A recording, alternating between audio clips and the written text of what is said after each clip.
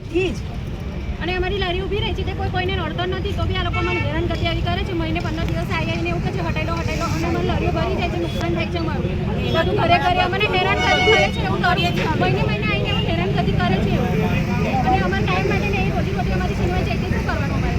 કેટલા સમયથી તમે અમારે 10-12 વર્ષ થઈ ગયા અમારી લારી અહીંયા છે. 10-12 વર્ષથી અમે અહીંયા લારી કરીએ છીએ. આ ઘટ બીજો કોઈ આધાર નહીં, લારી સિવાય અમારી પાસે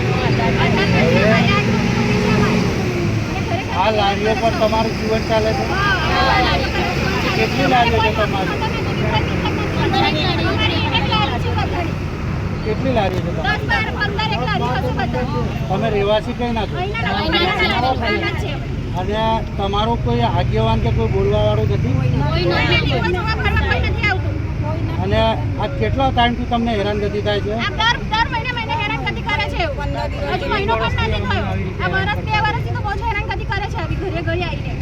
આ લારીઓનો નિકાલ નહીં આવે તો આગળ તમે શું કરશો? અમે આગળ કરીશું, આગળ કાર્યવાહી કરીશું. પણ અમારું રોજીરોટી તો અમે લઈને જઈશું.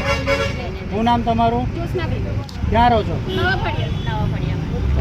હરસદી માતાની લારીઓ નડે છે તો બીજી કમ નથી નડતી. અમારા ગાર્ડનની અમારા સમાજવાળાએ ગાર્ડનમાં જગ્યા નગરપાલિકાને વેચાણ નથી આપેલી. અમે ગાર્ડન બનાવવા આપેલી, ગાર્ડન બનાવવા માટે આપેલી અને ગાર્ડન અમે બનાવવા માટે આપી જગ્યા અમે કંઈ નગરપાલિકાને ખરીદી કરવા નથી આપી. તેની રોજની 100 લારી છે.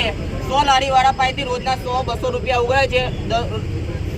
10,000ની રોજની આવક થઈ. મારું કેવું એવું છે કે નગરપાલિકા જઈ ગાડી પાવતી ફાળે તહે જ ગાડી કમ આ નડતર નહીં નડતી.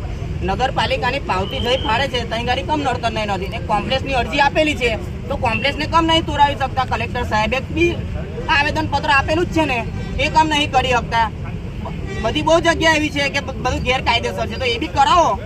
અમે લારી ગતિ રહે તેનો અમને કોઈ એ નહીં. અમે લારી જાય હટાવવા માટે અમે રેડી છે પણ અમારી નહીં પણ બધાની જ હટાવો એવું અમે નહીં કહેવા માંગતા. જઈ નડતર છે તઈ ગાડી બી હટાવો. લારી તમને એવું નડતર છે કે અમારી હરસદી માતાની લારી નડતર છે તો બધી રાજપીપળાની બીજી કોઈ લારીઓ નડતર જ નહીં. શું નામ તમારું? માછી હેમંતભાઈ.